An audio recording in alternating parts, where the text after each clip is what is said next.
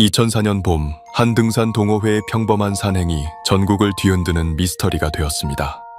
오대산에서 하산하던 5명의 동호회 회원들, 그중 2명의 여성이 먼저 주차장으로 향했습니다. 하지만 약속된 장소에 도착한 나머지 3명이 본 것은 텅 빈 주차장뿐이었죠. 2 여성과 그들이 타고 온 차량은 흔적도 없이 사라져 있었습니다. 문자 메시지도 없었고 휴대폰도 꺼져 있었습니다. 평범했던 주말 산행은 한순간에 전국적인 실종 사건이 되었죠.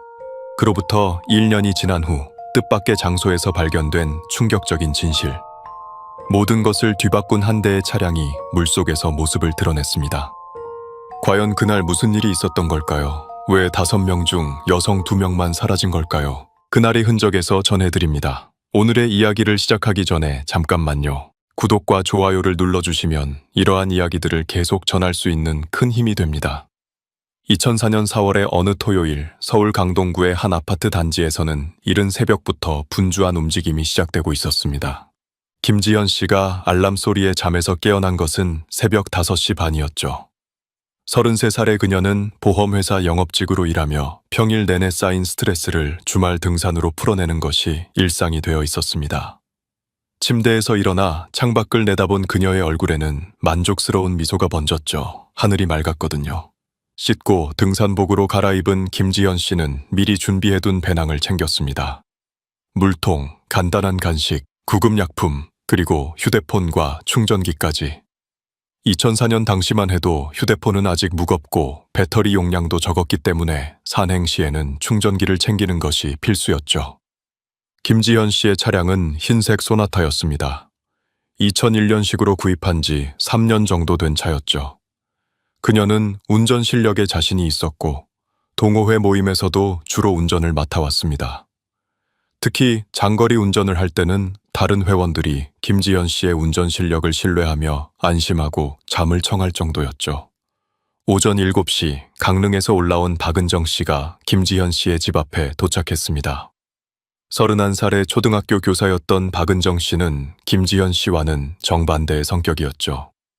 말수는 적었지만 신중하고 꼼꼼한 성격으로 산행 중에도 항상 안전을 우선시하는 인물이었습니다. 2 여성은 대학 동창도 아니었고 직장 동료도 아니었습니다. 순전히 등산 동호회를 통해 만나 절친이 된 사이였죠. 김지현 씨의 활발한 성격과 박은정 씨의 차분한 성격이 서로를 보완하며 좋은 등산 파트너가 되었던 것입니다. 박은정 씨는 전날 강릉에서 출발해 서울의 친구 집에서 하룻밤을 보낸 후 김지현 씨를 만났습니다. 강릉에서 매주 서울까지 올라오는 것은 쉽지 않은 일이었지만 그녀에게는 등산이 그만큼 소중한 취미였죠. 또한 김지현 씨와의 우정도 그 먼 거리를 마다하지 않을 만큼 각별했습니다.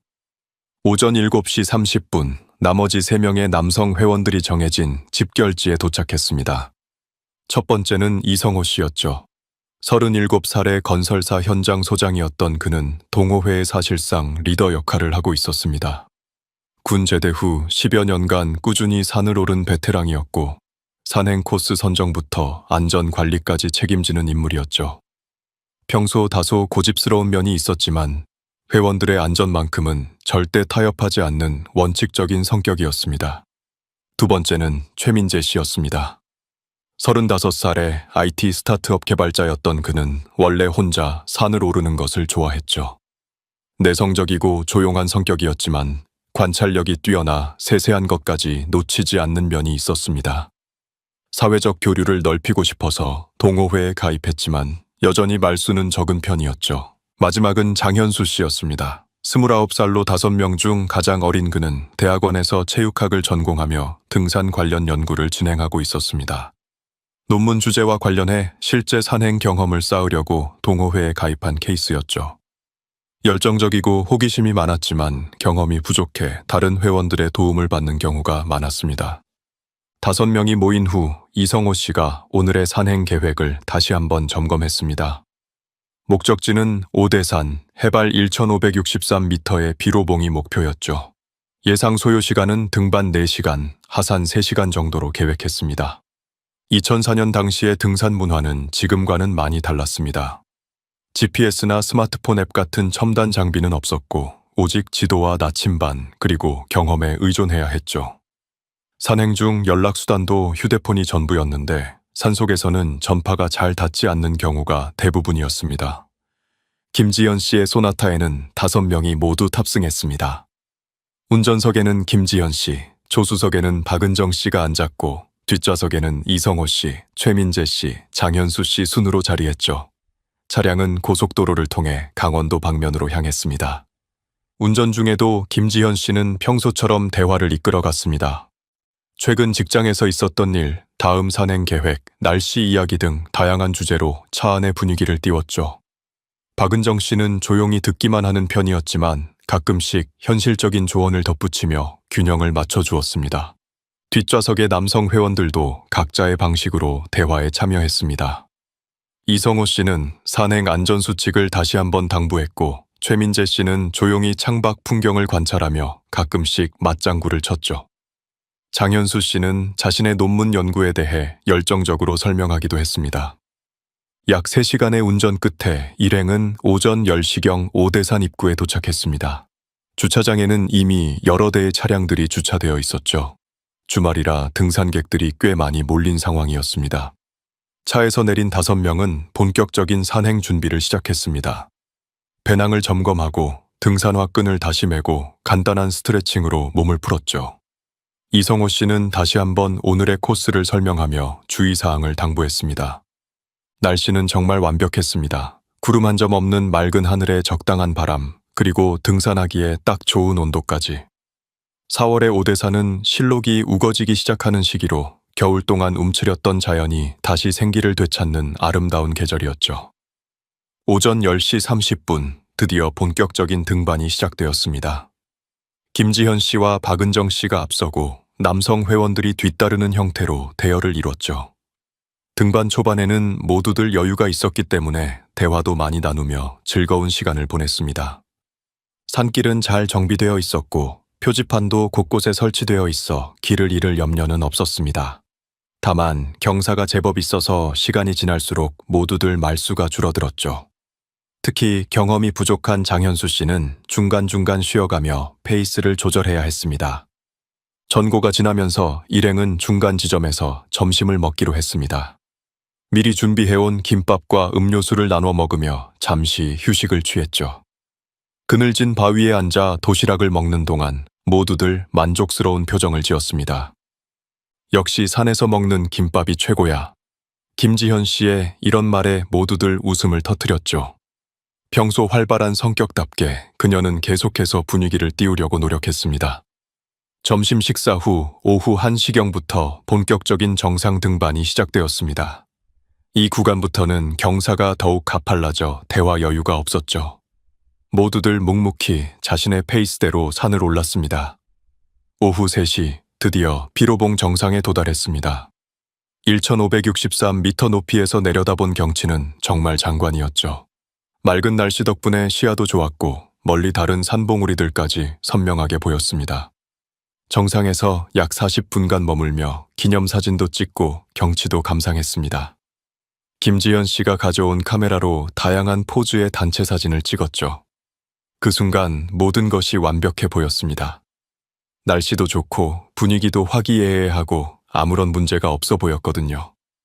하지만 그 누구도 예상하지 못했습니다. 이것이 5명이 함께 찍은 마지막 사진이 될 줄은 말이죠. 오후 3시 40분 정상에서의 휴식을 마친 5명은 하산 준비를 시작했습니다. 비로봉에서 바라본 오대산의 정형은 정말 아름다웠지만 해가 기울기 시작하면서 서둘러 내려가야 할 시간이었죠. 이성호 씨가 시계를 확인하며 하산 시간을 계산했습니다.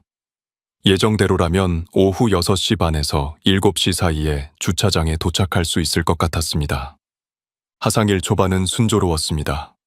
올라올 때보다는 다리에 부담이 적었지만 대신 발을 헛디딜 위험이 있어 더욱 조심스럽게 내려가야 했죠. 특히 돌이 많고 경사가 급한 구간에서는 서로를 챙기며 천천히 발을 옮겼습니다. 김지현 씨와 박은정 씨는 여전히 앞서 걸었습니다. 두 사람은 평소에도 함께 산을 많이 올랐던 터라 호흡이 잘 맞았죠.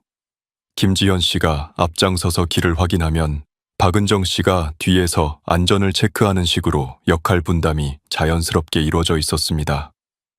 뒤따라오는 남성 회원 3명도 각자의 페이스대로 하산을 이어갔습니다. 이성호 씨는 전체적인 안전을 총괄하며 뒤에서 전체 상황을 파악했고, 최민재 씨는 조용히 자신의 걸음에 집중했죠. 장현수 씨는 가끔 미끄러지거나 비틀거리는 모습을 보이기도 했지만 전체적으로는 무리 없이 따라왔습니다. 하산 중반 지점에 도달했을 때 예상치 못한 일이 벌어졌습니다. 김지현 씨가 갑자기 걸음을 멈추더니 뒤돌아 다른 회원들을 기다렸습니다. 모두가 모인 후 그녀가 입을 열었죠. 후에 들은 이야기에 따르면 김지현 씨는 이런 제안을 했다고 합니다. 자신과 박은정 씨가 먼저 주차장으로 내려가서 차를 빼놓겠다는 것이었죠. 그러면 나머지 3명이 산을 다 내려왔을 때 바로 차에 타고 출발할 수 있다는 것이 그녀의 생각이었습니다. 평소 김지현 씨의 성격을 아는 회원들에게는 그리 의외의 제안은 아니었습니다. 그녀는 항상 다른 사람들을 배려하고 효율적인 방안을 찾으려고 노력하는 성격이었거든요. 특히 오늘처럼 날씨가 좋은 주말에는 주차장에서 차를 빼는 것도 시간이 걸릴 수 있다고 판단했을 것입니다. 박은정 씨 역시 김지현 씨의 제안에 동의했습니다. 평소 신중한 성격의 그녀였지만 이 정도는 충분히 안전하다고 생각했던 것 같습니다. 하산 코스도 어렵지 않았고 두 사람 모두 산행 경험이 풍부했으니까요. 이성호 씨는 처음에 조금 망설였습니다. 동호회 리더로서 회원들의 안전을 책임지고 있다는 생각 때문이었죠. 하지만 김지현 씨가 운전자이고 하산로도 위험하지 않다는 점을 고려해 결국 동의했습니다. 최민재 씨와 장현수 씨도 특별히 반대할 이유를 찾지 못했습니다. 오히려 장현수 씨는 다리가 아파서 조금 더 천천히 내려가고 싶은 상황이었기 때문에 이 제안이 반가웠을 수도 있었죠. 약속은 간단했습니다. 김지현 씨와 박은정 씨는 먼저 주차장으로 내려가서 차를 몰고 산 입구 도로변에 약속된 장소로 이동하는 것이었죠. 그곳은 주차장에서 약 2km 정도 떨어진 곳으로 차량을 세우기 편한 넓은 공간이 있었습니다. 나머지 3명은 좀 더 여유롭게 하산한 후 그 약속 장소에서 만나기로 했습니다. 예상 시간차는 대략 30분에서 40분 정도였죠. 연락수단은 휴대전화였습니다. 2004년 당시에는 아직 문자메시지 무제한 요금제가 보편화되기 전이었고 통화료도 비싸서 꼭 필요할 때만 연락하는 것이 일반적이었습니다. 하지만 이 정도 약속에는 특별한 연락이 필요하지 않을 것 같았죠. 김지현 씨가 차 키를 확인하며 배낭을 다시 메었습니다. 박은정 씨도 준비를 마쳤죠. 두 사람은 다른 회원들에게 손을 흔들며 먼저 하상일로 향했습니다. 조심히 내려가세요. 이성호 씨의 말에 김지현 씨가 밝게 답했죠. 우리가 먼저 가서 차 빼놓을게요. 약속 장소에서 봐요. 박은정 씨도 평소답게 조용히 고개를 끄덕이며 인사를 건넸습니다. 그리고 두 여성은 빠른 걸음으로 산길을 내려가기 시작했습니다. 오후 4시 두 여성이 먼저 하산을 시작한 시각이었습니다. 나머지 3명은 잠시 그 자리에서 휴식을 취한 후 천천히 하산을 재개했습니다. 장현수 씨의 다리 상태를 고려해 평소보다 더 여유로운 페이스로 내려갔죠. 하산 도중 이성호 씨는 가끔 시계를 확인했습니다. 김지현 씨와 박은정 씨가 무사히 주차장에 도착했는지 차량 이동은 순조로운지 궁금했거든요. 하지만 굳이 전화를 걸어 확인할 정도는 아니라고 생각했습니다. 최민재 씨는 평소처럼 조용히 자신의 길을 걸었습니다. 다만 가끔씩 앞서 내려간 두 여성의 발자국 흔적을 확인하며 그들이 지나간 경로를 추측해봤죠. IT 개발자답게 논리적이고 세밀한 관찰을 하는 습관이 있었거든요. 장현수 씨는 다리 아픔 때문에 자주 쉬어가면서 내려왔습니다. 하지만 전체적으로는 큰 무리 없이 하산을 이어갔죠. 오히려 여유가 생기니까 주변 풍경을 더 자세히 관찰할 수 있어서 좋다고 생각하기도 했습니다. 오후 5시 방영, 3명의 남성 회원들은 주차장에 도착했습니다. 그런데 이상했습니다. 김지현 씨의 흰색 소나타가 보이지 않았거든요. 처음에는 이미 약속 장소로 이동했겠거니 생각했습니다. 계획대로라면 두 여성이 먼저 도착해서 차를 빼고 픽업 장소로 가 있을 시간이었으니까요. 3명은 주차장을 벗어나 약속된 픽업 장소로 향했습니다. 2km 정도의 거리를 걸어서 이동하는 것은 그리 어려운 일이 아니었죠. 오후 6시, 약속 장소에 도착한 3명이 본 것은 텅 빈 도로변이었습니다. 김지현 씨의 차도 없고 두 여성의 모습도 보이지 않았죠. 이성호 씨가 처음으로 휴대폰을 꺼내 김지현 씨에게 전화를 걸어봤습니다. 하지만 전화는 연결되지 않았죠. 전원이 꺼져 있다는 안내 메시지만 들렸습니다. 박은정 씨에게도 전화를 걸어봤지만 결과는 마찬가지였습니다. 두 사람의 휴대폰 모두 꺼져 있었죠. 혹시 배터리가 떨어졌나? 최민재 씨의 추측이었습니다. 2004년 당시 휴대폰 배터리는 지금보다 훨씬 약했거든요. 하지만 이성호 씨는 점점 불안해지기 시작했습니다. 김지현 씨는 평소에도 시간 약속을 철저히 지키는 성격이었거든요. 연락도 없이 이렇게 늦는 것은 그녀답지 않았습니다. 오후 7시가 되어도 두 여성은 나타나지 않았습니다. 3명은 다시 주차장으로 돌아가 혹시 차가 돌아왔나 확인해봤지만 여전히 흰색 소나타는 보이지 않았죠. 이때부터 진짜 심각한 상황이라는 것을 깨달았습니다. 단순한 지연이 아니라 무언가 문제가 생긴 것일 수도 있겠다는 생각이 들기 시작했거든요. 이성호 씨는 주차장 관리소를 찾아갔습니다. 혹시 사고나 특별한 상황이 있었는지 문의해봤지만 관리소에서도 아는 것이 없었죠. 해가 지기 시작했습니다. 산속은 금세 어두워질 것이었고 두 여성과의 연락은 여전히 되지 않았습니다. 평범했던 주말 산행이 예상치 못한 미스터리로 변해가고 있었죠. 오후 8시 산속에는 어둠이 완전히 내려앉았습니다. 이성호 씨, 최민재 씨, 장현수 씨 3명은 여전히 주차장 근처에서 김지현 씨와 박은정 씨를 기다리고 있었죠. 하지만 두 여성은 나타나지 않았고 연락도 여전히 되지 않았습니다. 산 아래 기온이 급격히 떨어지기 시작했습니다. 낮에는 따뜻했지만 4월 밤의 산속은 여전히 쌀쌀했거든요. 3명은 배낭에서 여벌옷을 꺼내 입으며 추위를 견뎠습니다. 이성호 씨는 계속해서 두 여성의 휴대폰으로 전화를 걸어봤지만 결과는 매번 같았습니다. 전원이 꺼져 있다는 안내 메시지뿐이었죠.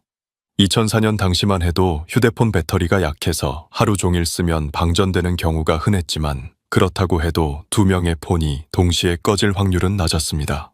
최민재 씨는 IT 업계에서 일하는 만큼 논리적으로 상황을 분석해 보려고 했습니다. 가능한 시나리오들을 하나씩 따져봤죠. 첫 번째 가능성은 단순한 지연이었습니다. 하산 중에 길을 잘못 들었거나 누군가 다쳐서 움직이지 못하는 상황일 수도 있었죠.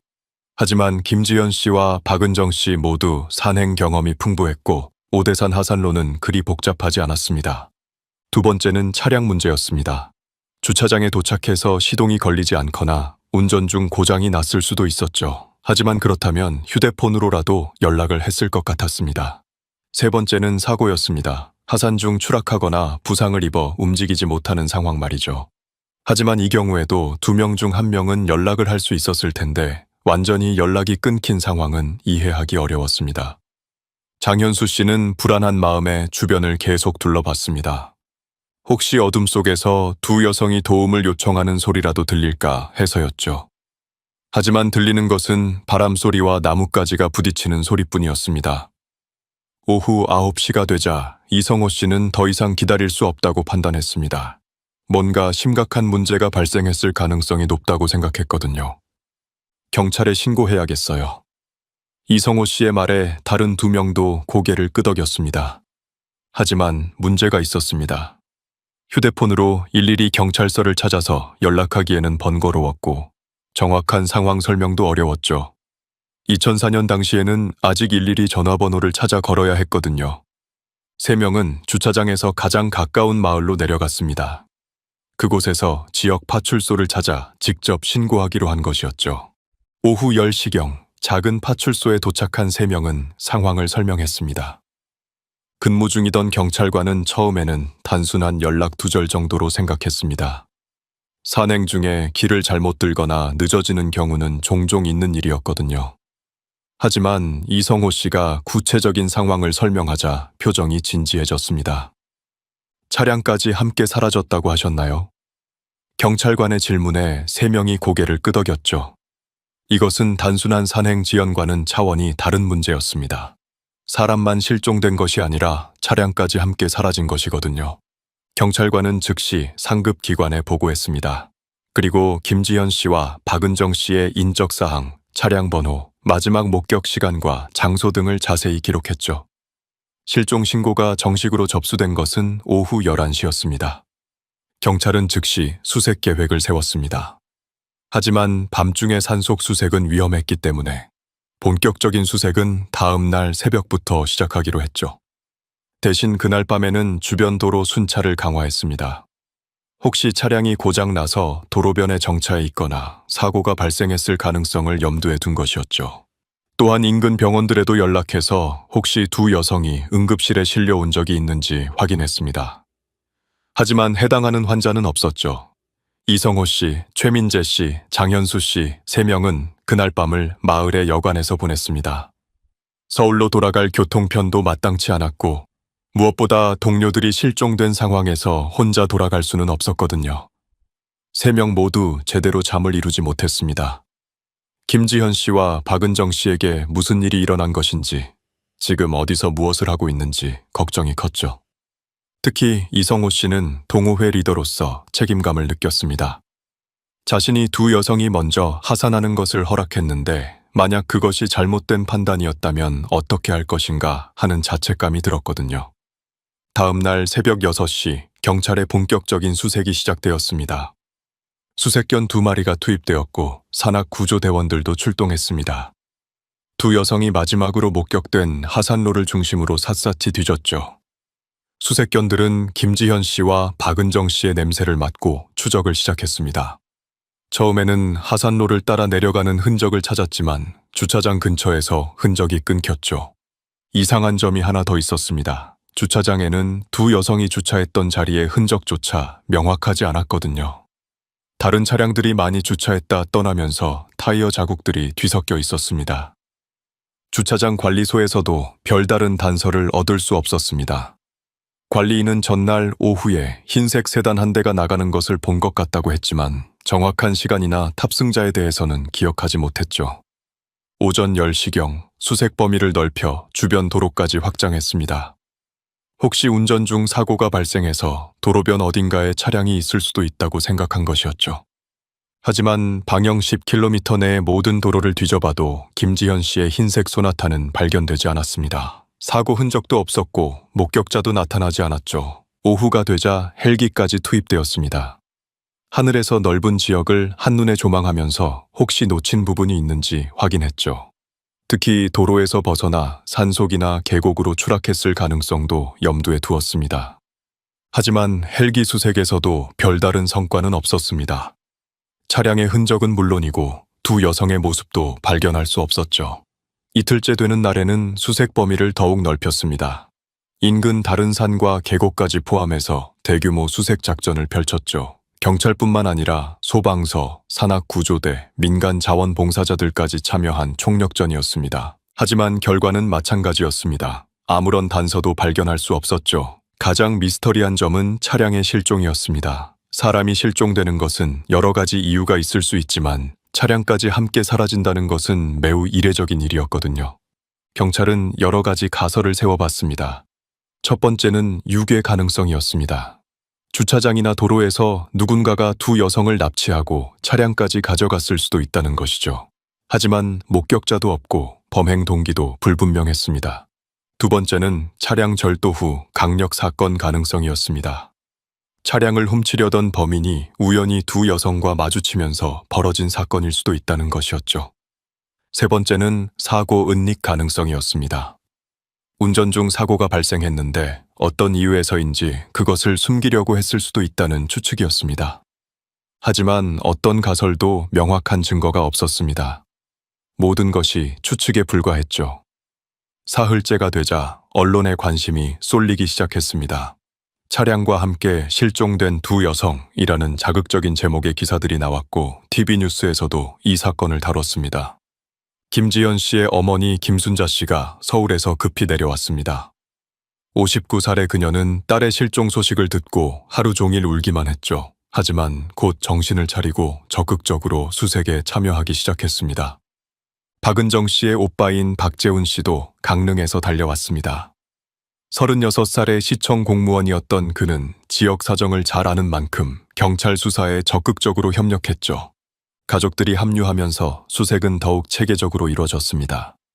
전단지를 만들어 배포하고 지역 방송국에 수색 협조 방송을 요청하기도 했죠.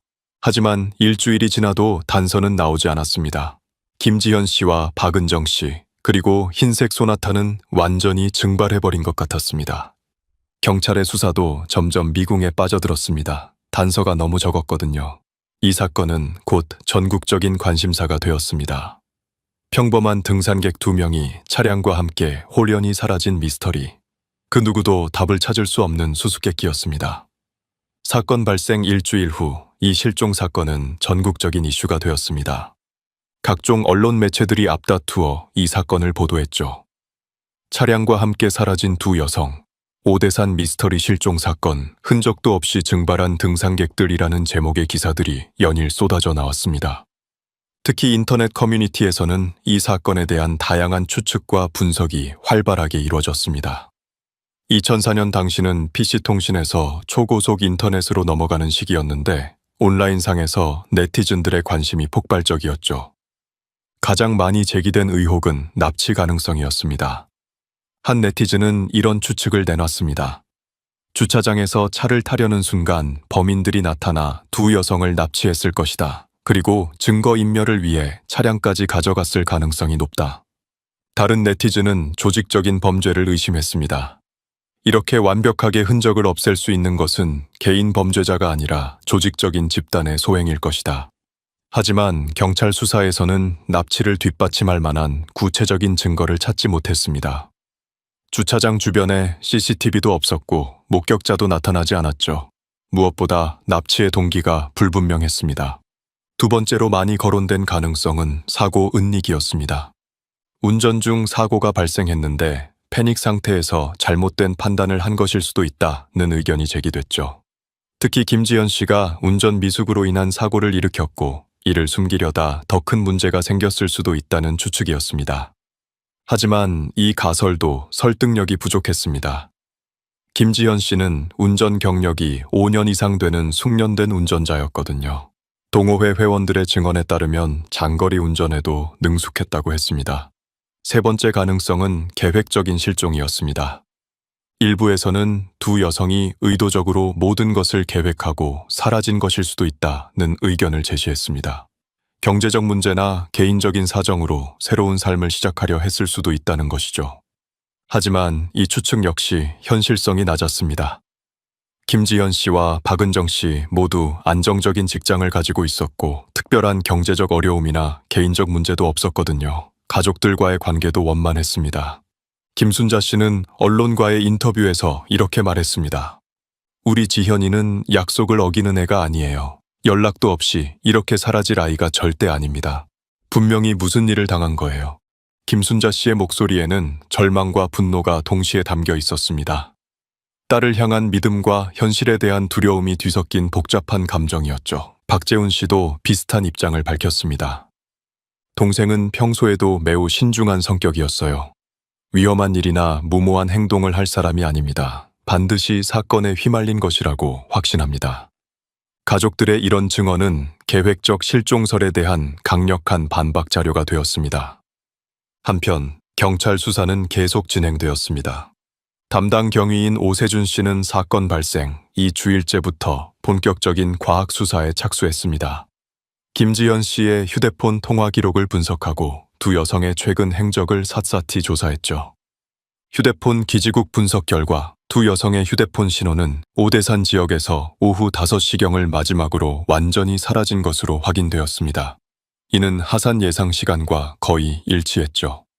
흥미로운 점은 2 휴대폰의 신호가 거의 동시에 사라졌다는 것이었습니다. 배터리가 자연스럽게 방전된 것이라면 시간차가 있었을 텐데 거의 같은 시각에 신호가 끊겼다는 것은 인위적으로 전원을 꺼뜨렸을 가능성을 시사했습니다. 또한 차량의 행적도 조사했습니다. 김지현 씨의 흰색 소나타는 현대자동차 2001년식 모델로 당시로서는 꽤 인기 있는 차종이었죠. 하지만 전국의 중고차 시장이나 폐차장을 뒤져봐도 해당 차량은 발견되지 않았습니다. 차량 번호를 이용한 전국적인 수배도 내려졌습니다. 모든 경찰서와 검문소에 해당 차량에 대한 정보가 전파되었죠. 하지만 한 달이 지나도 목격 신고는 단 한 건도 들어오지 않았습니다. 경찰은 수사 범위를 더욱 넓혔습니다. 오대산 주변뿐만 아니라 강원도 전 지역, 나아가 인근 경기도와 충청북도까지 수색 범위를 확대했죠. 혹시 차량이 다른 지역으로 이동했을 가능성을 염두에 둔 것이었습니다. 특히 깊은 산속이나 인적 드문 계곡, 그리고 저수지나 강 주변까지 세밀하게 수색했습니다. 차량이 물속에 가라앉았을 가능성도 있다고 판단했거든요. 하지만 2달이 지나도 단서는 나오지 않았습니다. 수색에 참여했던 한 구조대원은 이렇게 말했습니다. 20년 넘게 산악구조 활동을 해왔지만 이렇게 완전히 흔적이 사라진 경우는 처음 봅니다. 보통은 아무리 교묘하게 숨겨도 뭔가 단서가 남기 마련인데 이 사건은 정말 미스터리입니다. 언론의 관심도 점점 줄어들었습니다. 새로운 단서나 진전이 없는 상황에서 대중의 관심도 자연스럽게 다른 사건들로 옮겨갔죠. 특히 2004년은 월드컵이 열리는 해였기 때문에 사회적 관심이 스포츠 쪽으로 쏠리는 상황이었습니다. 하지만 가족들은 포기하지 않았습니다. 김순자 씨는 서울과 오대산을 오가며 전단지를 돌렸습니다. 딸의 사진이 실린 전단지를 들고 등산객들과 지역 주민들에게 하나하나 보여주며 혹시 본 적이 있는지 물어봤죠. 제발 우리 딸을 본 적이 있다면 연락해주세요. 작은 단서라도 좋으니까요. 김순자 씨의 간절한 호소에 많은 사람들이 마음을 아파했지만 유용한 정보를 제공할 수 있는 사람은 나타나지 않았습니다. 박재훈 씨는 지역 기반을 활용해 자원봉사 수색대를 조직했습니다. 주말마다 10여 명씩 모여 오대산 일대를 샅샅이 뒤졌죠. 경찰 수사에서 놓친 부분이 있을 수도 있다는 생각에서였습니다. 자원봉사자들은 대부분 박재훈 씨의 지인이거나 사건에 관심을 갖게 된 지역 주민들이었습니다. 이들은 몇 달 동안 매주 수색 활동을 이어갔지만 역시 별다른 성과는 없었죠. 동호회 회원들도 계속해서 수색에 참여했습니다. 이성호 씨, 최민재 씨, 장현수 씨 3명은 그 이후로도 정기적으로 오대산을 찾았습니다. 등산이 목적이 아니라 혹시 놓친 단서가 있을까 해서였죠. 특히 최민재 씨는 IT 전문가다운 방식으로 접근했습니다.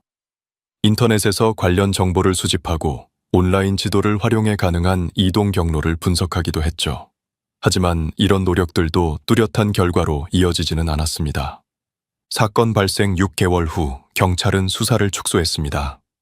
물론 완전히 포기한 것은 아니었지만 새로운 단서가 나오지 않는 상황에서 대규모 수색을 계속 유지하기는 어려웠거든요. 대신 제보가 들어오면 즉시 확인하고 정기적으로 현장을 점검하는 선에서 수사를 유지했습니다. 오세준 경위는 이렇게 말했습니다. 포기한 것은 절대 아닙니다. 언제든 새로운 단서가 나오면 전력을 다해 수사하겠습니다. 다만 현재로서는 더 이상 진전시킬 수 있는 요소가 없어 안타까울 뿐입니다. 이 사건은 곧 미제 사건으로 분류되었습니다. 전국적인 관심을 받았던 사건이었지만 결국 수수께끼로 남게 된 것이죠. 김지현 씨와 박은정 씨, 그리고 흰색 소나타는 여전히 행방을 알 수 없었습니다.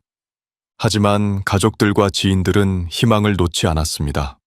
언젠가는 진실이 밝혀질 것이라는 믿음으로 기다렸죠. 그 기다림은 생각보다 오래 계속되었습니다.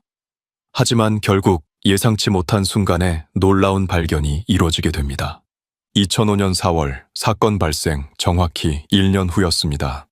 그동안 김지현 씨와 박은정 씨의 실종 사건은 여전히 미궁 속에 빠져 있었죠. 경찰 수사는 사실상 교착 상태에 빠졌고 언론의 관심도 거의 사라진 상태였습니다. 하지만 가족들만은 여전히 희망을 잃지 않고 있었습니다. 김순자 씨는 1년 동안 매주 오대산을 찾았습니다. 딸을 찾겠다는 일념으로 전국 곳곳을 다니며 전단지를 돌리고 혹시나 하는 마음으로 기도원이나 점집까지 찾아다녔죠. 주변 사람들은 그녀의 모습을 보며 안타까워했지만 어머니의 마음을 말릴 수는 없었습니다. 박재훈 씨도 마찬가지였습니다. 시청 공무원으로서의 업무를 하면서도 남는 시간이면 동생을 찾기 위한 활동에 매진했죠. 자원봉사 수색대도 여전히 운영하고 있었고 작은 단서라도 나오면 즉시 경찰에 신고하는 일을 계속했습니다. 그런데 2005년 4월 15일 완전히 예상치 못한 곳에서 결정적인 단서가 발견되었습니다. 오대산에서 약 15km 떨어진 곳에 있는 소규모 저수지였습니다. 이곳은 농업용수 공급을 위한 시설로 평소에는 사람들이 거의 찾지 않는 한적한 곳이었죠. 그날은 봄철 가뭄 대비를 위해 저수지 수위 조절 작업이 예정되어 있었습니다. 지역 농업기술센터 직원들이 저수지 관리를 위해 현장을 방문한 것이었죠. 오전 10시경 작업을 위해 저수지 주변을 점검하던 중 한 직원이 이상한 것을 발견했습니다. 저기 물속에 뭔가 반짝이는 게 있는데요. 햇빛이 물 표면에 반사되면서 저수지 바닥 깊은 곳에서 무언가 금속성 물체가 번쩍이는 것이 보였습니다. 처음에는 쓰레기나 농기구 같은 것이려니 생각했지만 자세히 보니 상당히 큰 물체였죠. 혹시 차량 같은데요? 한 직원의 말에 다른 사람들도 관심을 보이기 시작했습니다.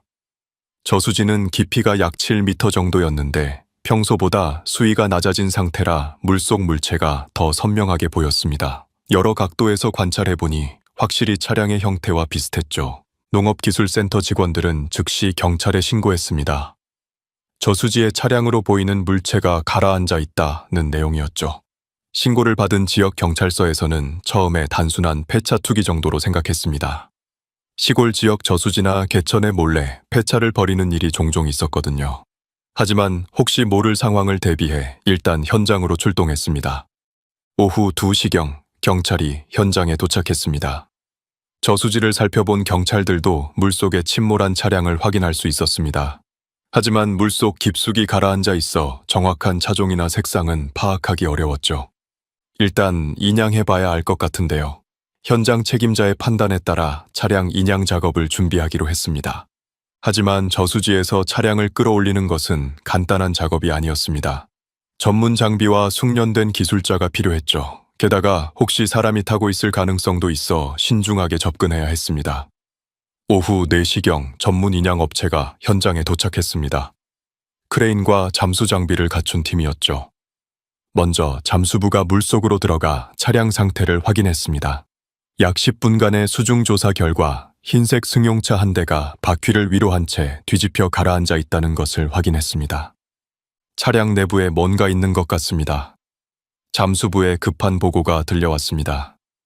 이 말을 들은 경찰들의 표정이 순간 굳어졌습니다. 단순한 폐차 투기가 아닐 가능성이 높아진 것이죠. 오후 5시 본격적인 인양 작업이 시작되었습니다. 크레인이 천천히 차량을 끌어올리기 시작했죠. 물에서 빠져나온 차량에는 녹조와 진흙이 두껍게 달라붙어 있어 정확한 상태를 파악하기 어려웠습니다. 하지만 차량 후면의 번호판이 서서히 드러나자 현장에 있던 모든 사람들이 숨을 죽였습니다. 그 번호는 1년 전 실종된 김지현 씨의 소나타 번호와 일치했던 것입니다. 이거 실종 사건 차량 아닌가요? 한 경찰관의 말에 현장 분위기가 급격히 바뀌었습니다. 즉시 상급 기관에 보고가 올라갔고 실종 사건을 담당했던 오세준 경위에게도 연락이 갔습니다. 1년 전 그토록 찾아 헤맸던 차량이 드디어 발견된 것이었죠. 차량이 완전히 물 밖으로 나온 후 본격적인 조사가 시작되었습니다. 차량은 지붕 부분이 심하게 찌그러져 있었고 앞유리는 완전히 깨져 있었습니다. 장기간 물속에 잠겨 있었던 탓에 내부는 진흙과 이물질로 가득했죠. 하지만 차량 내부에서 결정적인 증거들이 발견되었습니다. 운전석 근처에서 여성용 가방 2개가 발견되었고 그 안에서 김지현 씨와 박은정 씨의 신분증이 나왔습니다. 또한 두 여성이 착용했던 것으로 추정되는 의류와 개인 물품들도 함께 발견되었죠. 가장 충격적인 발견은 차량 내부에서 사람의 유골이 발견된 것이었습니다. 물속에서 1년간 있었던 상황이라 육안으로는 신원 확인이 어려웠지만 발견된 물품들로 미뤄볼 때 실종된 두 여성일 가능성이 매우 높았습니다. 오후 8시 오세준 경위가 현장에 도착했습니다. 1년 동안 찾아 헤맸던 차량을 직접 눈으로 확인한 그의 마음은 복잡했습니다. 사건이 해결될 수 있다는 안도감과 동시에 최악의 상황이 현실이 되었다는 무거움이 동시에 느껴졌죠. 정확한 사인과 경위는 부검과 감식을 통해 밝혀야겠지만 일단 실종 사건이 해결 국면에 접어든 것 같습니다. 오세준 경위의 말에 현장의 모든 사람들이 숙연해졌습니다. 현장에서는 즉시 과학 수사가 시작되었습니다. 차량의 모든 부분을 사진 촬영하고 내부에서 발견된 물품들을 하나하나 수거했죠. 특히 사고 원인을 밝혀낼 수 있는 단서들을 찾는 데 집중했습니다. 차량 상태를 종합해보면 상당한 속도로 저수지에 돌진한 것으로 추정되었습니다. 차량 앞부분의 손상 정도와 지붕이 찌그러진 모양을 볼 때 강한 충격이 있었던 것으로 보였죠. 하지만 왜 이 저수지까지 오게 되었는지, 사고가 어떻게 발생한 것인지는 여전히 수수께끼였습니다. 저수지는 오대산에서 등산객들이 이용하는 일반적인 하산 경로와는 상당히 벗어난 곳이었거든요. 밤 11시경 차량과 발견된 모든 증거물들이 경찰서로 이송되었습니다. 본격적인 분석과 수사를 위해서였죠. 이 소식은 곧 가족들에게 전해졌습니다. 김순자 씨는 1년 동안 기다렸던 소식을 들은 순간 말을 잇지 못했습니다. 딸을 다시 볼 수 있다는 희망과 최악의 결과를 확인해야 한다는 두려움이 동시에 밀려왔죠. 박재훈 씨도 마찬가지였습니다. 동생의 소식을 기다렸지만 이런 식으로 발견되기를 원한 것은 아니었거든요. 하지만 두 가족 모두 이제는 진실을 알 수 있게 되었다는 것에 위안을 느꼈습니다. 1년간의 기다림과 불안이 드디어 끝날 수 있을 것 같았거든요. 동호회 회원들에게도 소식이 전해졌습니다. 이성호 씨, 최민재 씨, 장현수 씨 모두 복잡한 심정을 감출 수 없었죠. 함께 산을 올랐던 동료들의 소식을 이런 방식으로 듣게 될 줄은 상상도 못했습니다. 이 발견으로 인해 사건은 새로운 국면으로 접어들었습니다. 이제는 실종 사건이 아니라 사고사 또는 다른 가능성을 염두에 둔 수사가 시작될 예정이었죠. 하지만 여전히 많은 의문점들이 남아 있었습니다. 왜 그들이 그 저수지까지 가게 되었는지, 사고는 어떻게 발생한 것인지, 1년 동안 왜 발견되지 않았는지 등등. 진실을 밝혀내기 위한 새로운 수사가 곧 시작될 예정이었습니다. 차량 발견 이틀 후인 4월 17일 본격적인 감식과 부검이 시작되었습니다. 국과수에서는 차량에서 발견된 유골에 대한 정밀 감식을 실시했습니다. 1년간 물속에 잠겨 있었던 상태라 유관 식별은 불가능했지만 치아와 골격을 통한 신원 확인 작업이 진행되었죠. 동시에 차량에 대한 종합적인 분석도 이루어졌습니다. 사고 당시의 상황을 재구성하기 위해 차량의 모든 부분을 세밀하게 조사했습니다. 가장 먼저 확인된 것은 차량의 주행 상태였습니다. 엔진 분석 결과 사고 당시 차량은 정상적으로 작동하고 있었던 것으로 확인되었습니다. 브레이크 시스템도 특별한 이상이 없었죠. 즉, 기계적 결함으로 인한 사고는 아니었다는 결론이 나왔습니다. 차량 내부에서는 여러 가지 중요한 단서들이 발견되었습니다. 운전석과 조수석의 안전벨트는 모두 착용된 상태였습니다. 이는 두 여성이 정상적으로 차량에 탑승해 있었다는 것을 의미했죠. 또한 급작스런 사고가 아니라 어느 정도 운전 중이던 상황에서 발생한 것임을 시사했습니다. 차량 내부에서 발견된 개인 물품들도 중요한 단서가 되었습니다.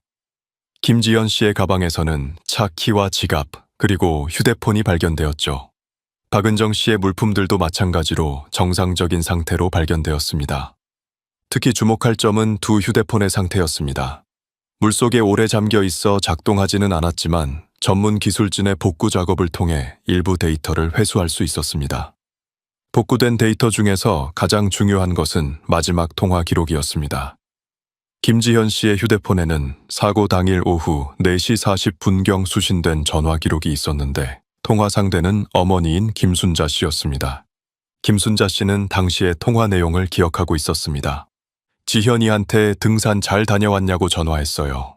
그랬더니 지금 차 타고 내려가는 중이라고 하더군요. 목소리도 평상시와 다를 게 없었고 특별히 이상한 점은 없었습니다. 이 통화는 오후 4시 40분에서 45분 사이에 약 5분간 이뤄졌습니다. 김지현 씨는 곧 서울로 출발할 예정이라고 말했다고 했죠. 하지만 여기서 중요한 의문이 생겼습니다. 김지현 씨와 박은정 씨가 동호회 회원들과 헤어진 것은 오후 4시경이었는데 통화 시점이 40분 후라는 것은 이미 하산을 완료하고 차량에 탑승한 상태였다는 의미였거든요. 그렇다면 하산 후에 무슨 일이 벌어진 것일까요? 경찰은 차량의 이동 경로를 추적하기 시작했습니다. 저수지까지 가는 길을 역추적해서 어떤 경로로 이동했는지 파악하려고 한 것이죠. 오대산 주차장에서 발견된 저수지까지의 거리는 약 15km였습니다. 일반적인 도로를 이용한다면 20분 정도 걸리는 거리였죠.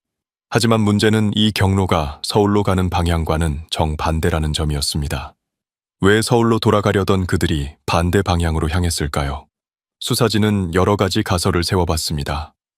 첫 번째 가설은 길을 잘못 든 것이었습니다. 2004년 당시에는 GPS 내비게이션이 보편화되지 않았던 때였거든요. 종이 지도에 의존해야 했는데 특히 낯선 산골 지역에서는 길을 잘못 들기 쉬웠습니다. 하지만 김지현 씨는 오대산에 여러 번 와본 경험이 있었고 박은정 씨는 강릉 출신으로 이 지역을 잘 알고 있었습니다. 두 사람이 동시에 길을 헷갈릴 가능성은 낮아 보였죠. 두 번째 가설은 예상치 못한 상황이 발생한 것이었습니다. 갑자기 화장실이 급하다거나 차량에 이상이 생겨서 정비소를 찾아간다거나 하는 이유로 다른 길로 접어들었을 수도 있다는 것이었죠. 세 번째 가설은 제3자의 개입이었습니다. 누군가 그들을 협박하거나 속여서 다른 곳으로 유인했을 가능성도 완전히 배제할 수는 없었거든요. 이런 의문들을 해결하기 위해 경찰은 해당 지역의 CCTV를 조사했습니다. 다행히 저수지로 향하는 도로 중간에 교통 감시 카메라가 한 대 있었죠. CCTV 분석 결과 놀라운 사실이 밝혀졌습니다. 사고 당일 오후 5시 10분경 김지현 씨의 흰색 소나타가 저수지 방향으로 향하는 모습이 포착되었습니다. 차량은 정상적인 속도로 주행하고 있었고 특별히 이상한 점은 없어 보였죠. 하지만 중요한 단서가 하나 더 있었습니다. CCTV 비디오 영상을 자세히 분석한 결과 차량 뒤를 따라오는 다른 차량이 있다는 것이 확인되었습니다. 검은색 SUV 한 대가 소나타와 일정한 거리를 두고 같은 방향으로 이동하고 있었던 것입니다. 이 발견으로 수사는 새로운 방향으로 전환되었습니다. 혹시 제3자가 개입된 사건일 가능성을 염두에 두고 조사하기 시작한 것이죠. 하지만 며칠 후 추가 조사 결과 검은색 SUV는 사건과 무관한 것으로 밝혀졌습니다. 해당 차량의 소유주를 찾아 확인한 결과 단순히 같은 방향으로 가던 다른 차량이었던 것입니다. 그렇다면 다시 원점으로 돌아가야 했습니다. 왜 그들이 그 길로 향했을까요? 수사팀은 현장 답사를 통해 새로운 단서를 찾으려고 했습니다. 저수지 주변과 진입도로를 샅샅이 조사하면서 당시 상황을 재구성하려고 노력했죠. 그 과정에서 중요한 사실이 하나 밝혀졌습니다. 사고 당일 밤 해당 지역에는 상당한 비가 내렸다는 것이었습니다. 기상청 기록을 확인한 결과 오후 6시부터 밤 10시까지 시간당 15mm의 비가 내렸다고 되어 있었죠. 또한 저수지로 향하는 도로는 평소에도 미끄럽기로 유명한 구간이었습니다. 특히 비가 오면 더욱 위험해지는 곡선 도로였죠. 이런 정황들을 종합해보면 사고의 윤곽이 어느 정도 그려지기 시작했습니다. 김지현 씨와 박은정 씨는 어떤 이유에서인지 예정된 경로와 다른 길로 향했습니다. 그리고 비가 내리기 시작한 저녁 시간 미끄러운 도로에서 차량 통제력을 잃고 저수지로 추락한 것으로 추정되었죠. 하지만 여전히 의문은 남아 있었습니다. 왜 하필 그 길로 갔을까요? 이 의문에 대한 해답은 뜻밖의 곳에서 나왔습니다. 지역 주민 중 한 명이 당시의 상황을 기억해낸 것입니다. 사고 당일 오대산에서 내려오는 주요 도로에 교통사고가 발생해서 상당 시간 통행이 차단되었다는 것이었죠. 그날 오후 5시쯤 큰 사고가 하나 있었어요. 트럭이 넘어져서 도로를 완전히 막았거든요. 그래서 우회 도로를 이용해야 했죠. 이 증언이 사실이라면 김지현 씨와 박은정 씨도 교통체증을 피하기 위해 우회 도로를 이용했을 가능성이 높았습니다. 그리고 그 우회 도로가 바로 저수지 쪽으로 향하는 길이었던 것이죠. 경찰은 당시 교통사고 기록을 확인했습니다. 실제로 오후 4시 50분경 주요 도로에서 화물차 전복 사고가 발생했고 복구 작업으로 인해 약 2시간 동안 통행이 통제되었다는 기록이 있었습니다. 이제 퍼즐의 조각들이 맞아 떨어지기 시작했습니다. 김지현 씨와 박은정 씨는 하산 후 서울로 돌아가기 위해 차량을 몰고 출발했습니다. 하지만 주요 도로가 사고로 막혀 있어서 우회 도로를 선택했죠. 낯선 길이었지만 다른 선택의 여지가 없었을 것입니다. 하지만 저녁이 되면서 비가 내리기 시작했고 미끄러운 산길에서 사고가 발생한 것으로 추정되었습니다. 부검 결과도 이런 추정을 뒷받침했습니다. 발견된 유골에서는 외상의 흔적이 확인되었지만 타살이나 다른 범죄의 흔적은 발견되지 않았습니다. 교통사고로 인한 사망이라는 결론이었죠. 사건의 전모가 드러나면서 1년간 지속되었던 미스터리가 마침내 해결되었습니다. 사건의 진상이 밝혀지면서 또 다른 중요한 의문이 제기되었습니다. 왜 1년이나 지나서야 발견되었을까요? 저수지는 그렇게 큰 곳도 아니었고 수색 당시에도 인근 지역을 샅샅이 뒤졌다고 했는데 말이죠. 오세준 경위는 이 문제에 대해 깊이 고민하지 않을 수 없었습니다. 1년 전 수사 당시 저수지까지 수색 범위에 포함시켰다면 훨씬 빨리 발견할 수 있었을 텐데 하는 아쉬움이 컸거든요. 당시 수색 계획을 다시 검토해보니 여러 가지 한계점이 드러났습니다. 첫 번째는 수색 범위의 문제였습니다. 실종 신고 당시 경찰은 주로 오대산 등발로와 그 주변을 중심으로 수색을 진행했습니다. 두 여성이 하산 중 조난되었을 가능성을 가장 높게 봤기 때문이었죠.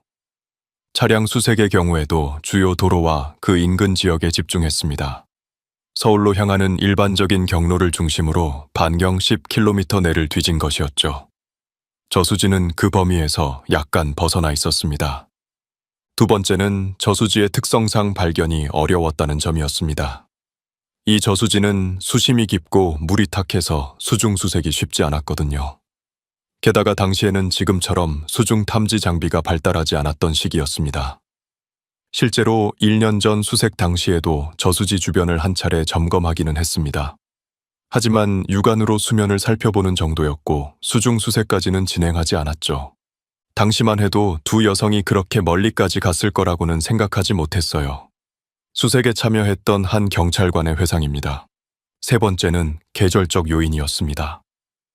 사고가 발생한 시점은 4월이었는데 저수지 수위가 가장 높은 시기였거든요. 겨울철 얼음이 녹으면서 저수지가 가득 차 있었고 그래서 차량이 더 깊숙이 가라앉아 있었던 것입니다. 반면 발견된 시점은 그 다음 해 4월로 봄철 가뭄으로 수위가 낮아진 상태였습니다. 평소보다 2m 정도 수위가 낮아지면서 차량의 일부가 물 표면 가까이 올라온 것이죠. 만약 수위 조절 작업이 없었다면 아마 더 오랫동안 발견되지 못했을 것입니다. 저수지 관리 담당자의 말이었습니다. 네 번째는 정보 공유의 문제였습니다.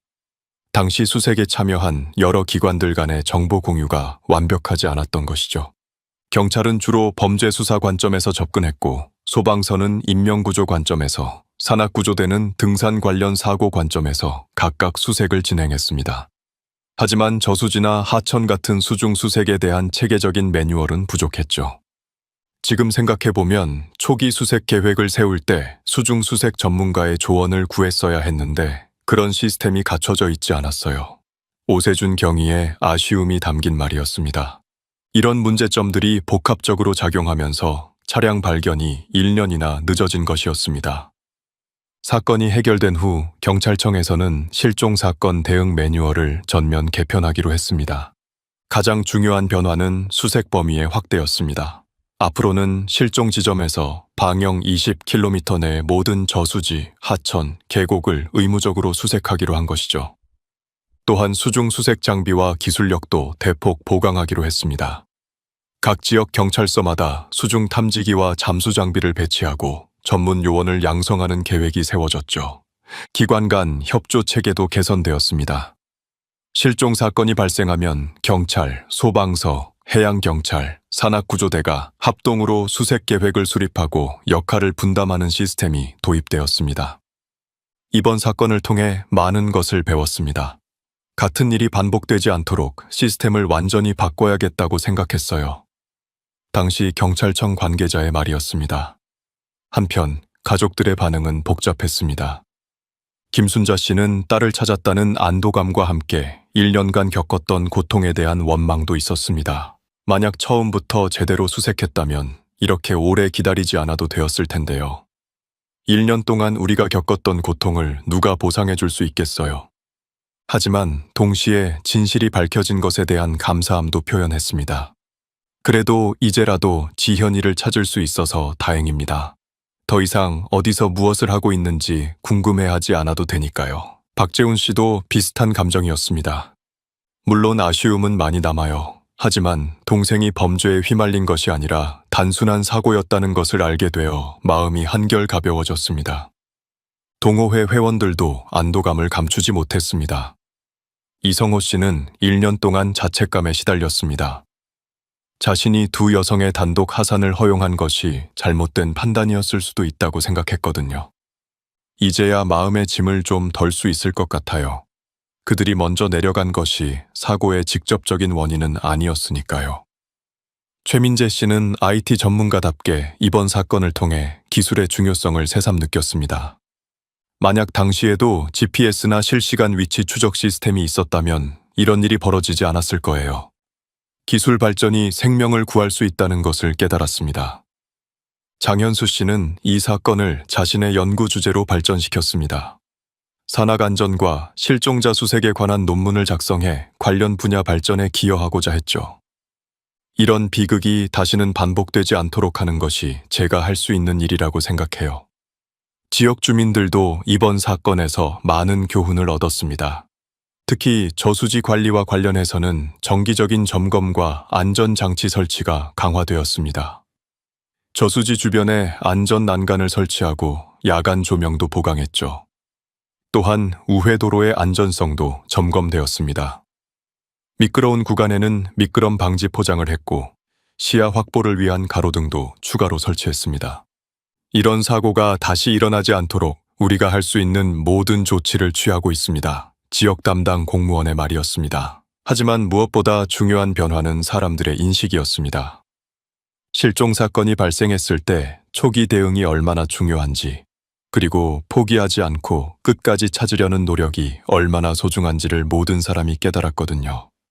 이 사건은 단순한 교통사고였지만 그것이 미제 사건이 되고 해결되기까지의 과정에서 우리 사회의 많은 부분을 돌아보게 만들었습니다. 2005년 5월 김지현 씨와 박은정 씨의 장례식이 조용히 치러졌습니다. 1년간의 긴 기다림 끝에 가족들의 품으로 돌아온 그들을 위해 많은 사람들이 마지막 인사를 나눴습니다.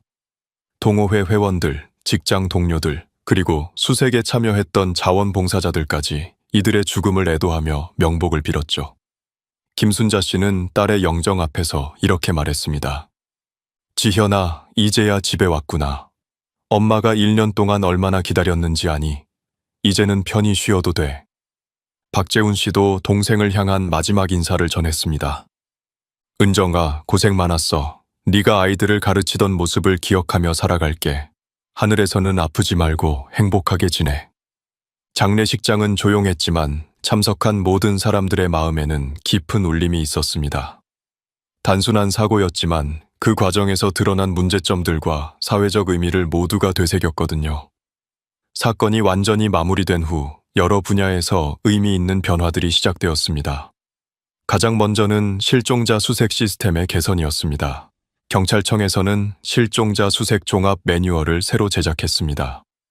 이 매뉴얼에는 실종 신고 접수부터 수색 완료까지의 모든 과정이 체계적으로 정리되어 있었죠. 특히 주목할 점은 확장 수색 지역 개념의 도입이었습니다. 기존에는 실종 지점 중심으로 수색을 진행했다면 이제는 가능한 모든 이동 경로를 고려해서 넓은 지역을 수색하도록 했습니다. 실종자는 우리가 예상하는 경로로만 움직이지 않는다는 것을 이번 사건을 통해 깨달았습니다. 경찰청 관계자의 설명이었습니다. 수중 수색 능력도 대폭 강화되었습니다. 각 지역 경찰서마다 수중 탐지 소나와 잠수 장비를 배치했고 전문 잠수 요원도 양성했죠. 또한 민간 잠수업체와의 협력 체계도 구축했습니다. 산악지역 실종 사건의 경우에는 반드시 인근 저수지와 하천을 우선 수색하도록 하는 규정도 신설되었습니다. 이번 사건의 교훈을 직접 반영한 것이었죠. 두 번째 변화는 산악 안전 시스템의 개선이었습니다. 산림청에서는 주요 등산로에 비상 연락망을 구축했습니다. 일정 거리마다 위치 표시판과 비상 전화를 설치해서 조난 시 정확한 위치를 알릴 수 있도록 한 것이죠. 또한 등산 신고 제도도 강화되었습니다. 기존에는 권장사항이었던 등산 계획 신고를 의무화하고 하산 예정 시간을 넘겨도 연락이 없으면 자동으로 수색이 시작되도록 했습니다. 등산은 자유로운 레저 활동이지만 안전만큼은 타협할 수 없습니다. 산림청 담당자의 말이었습니다. 등산용품점에서도 안전장비 판매를 늘렸습니다. GPS 기능이 있는 휴대용 단말기, 비상호루라기, 방수 손전등 등이 필수품으로 자리 잡기 시작했죠. 세 번째는 도로 안전 개선이었습니다. 사고가 발생한 우회도로를 비롯해 산간 지역의 위험한 도로들에 대한 전면적인 점검이 이루어졌습니다. 미끄러운 구간에는 특수 포장재를 사용했고 커브가 심한 곳에는 방호벽을 설치했죠. 또한 우회도로 안내 시스템도 개선되었습니다. 주요 도로가 막힐 경우 우회 경로를 정확하게 안내하고 해당 도로의 위험성도 함께 알리도록 했습니다. 길을 잘못 들어서 생기는 사고를 최대한 방지하려고 합니다. 도로관리공단 관계자의 설명이었습니다. 네 번째는 지역사회의 변화였습니다. 오대산 인근 지역에서는 등산객 안전지킴이 제도를 도입했습니다. 지역 주민들이 자원봉사로 참여해서 등산객들의 안전을 챙기는 시스템이었죠. 특히 주차장과 등산로 입구에는 상시 근무하는 안전요원을 배치했습니다. 이들은 등산객들에게 안전수칙을 안내하고 위험 상황 발생 시 즉시 대응할 수 있도록 훈련받았습니다. 우리 지역을 찾는 등산객들이 안전하게 다녀갈 수 있도록 하는 것이 지역민의 의무라고 생각합니다. 지역 이장의 말이었습니다. 다섯 번째는 기술적 발전이었습니다. 이 사건을 계기로 실종자 수색을 위한 다양한 기술들이 개발되기 시작했습니다. 수중 드론, 적외선 탐지기, 위성 추적 시스템 등이 그것이었죠. 특히 휴대전화를 이용한 위치 추적 기술이 빠르게 발전했습니다. 2004년 당시에는 기지국 기반의 대략적인 위치만 파악할 수 있었지만 이후 GPS 기반의 정확한 실시간 위치 추적이 가능해졌습니다. 기술 발전이 생명을 구할 수 있다는 것을 이번 사건이 보여줬습니다. 관련 기업 연구원의 말이었습니다. 여섯 번째는 사회적 인식의 변화였습니다.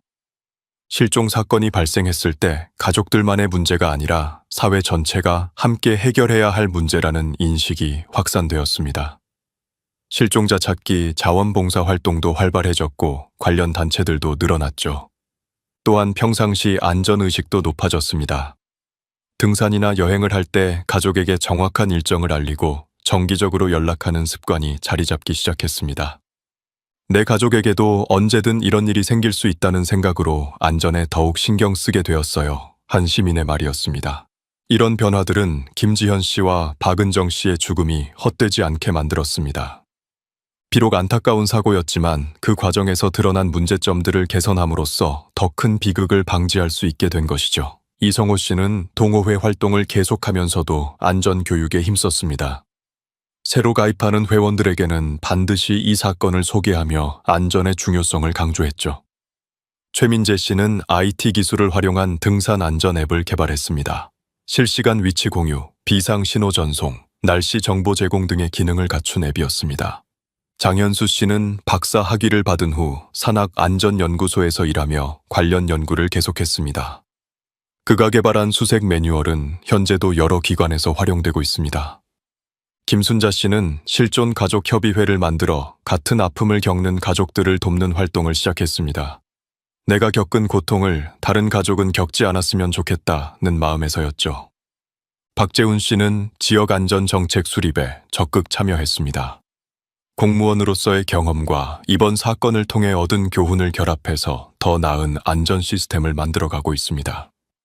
2004년 오대산에서 시작된 작은 사건은 이렇게 우리 사회 전체에 큰 변화를 가져왔습니다. 두 여성의 죽음은 안타까웠지만 그들의 희생이 헛되지 않도록 많은 사람들이 노력했습니다. 그리고 그 노력들이 모여서 더 안전한 사회를 만들어가고 있습니다. 실종은 단순한 시간이 아니라 가족에게는 영원한 고통이라는 것을 이 사건은 각인시켰습니다. 하지만 동시에 포기하지 않는 사랑과 끝까지 찾으려는 의지가 얼마나 소중한지도 보여주었죠. 김지현 씨와 박은정 씨는 비록 우리 곁을 떠났지만 그들이 남긴 교훈은 계속해서 많은 사람들의 생명을 구하고 있습니다. 이것이야말로 그들이 우리에게 남겨준 가장 큰 선물일 것입니다. 2004년 오대산에서 시작되어 2005년 저수지에서 마무리된 이 사건은 우리에게 많은 것을 생각하게 합니다. 평범한 주말 산행이 예상치 못한 비극으로 이어졌지만 그 과정에서 드러난 문제점들을 개선함으로써 더 큰 비극을 방지할 수 있게 되었습니다. 실종은 단순한 개인의 문제가 아니라 우리 사회 전체가 함께 해결해야 할 과제라는 것을 깨달았습니다. 그리고 작은 관심과 노력이 모여서 큰 변화를 만들어낼 수 있다는 것도 확인했죠. 무엇보다 중요한 것은 안전에 대한 의식입니다. 아무리 익숙한 활동이라도 방심해서는 안 되고 항상 만약의 상황에 대비해야 한다는 교훈을 얻었습니다. 김지현 씨와 박은정 씨의 희생이 헛되지 않도록 우리는 계속해서 더 안전한 사회를 만들어가야 할 것입니다. 그것이 그들에 대한 최고의 추모가 될 것이라고 믿습니다. 그날의 흔적은 앞으로도 세상이 기억해야 할 사람들의 이야기를 전하겠습니다. 구독과 좋아요는 그 기억을 더 멀리 퍼뜨리는 힘이 됩니다. 시청해주셔서 감사합니다.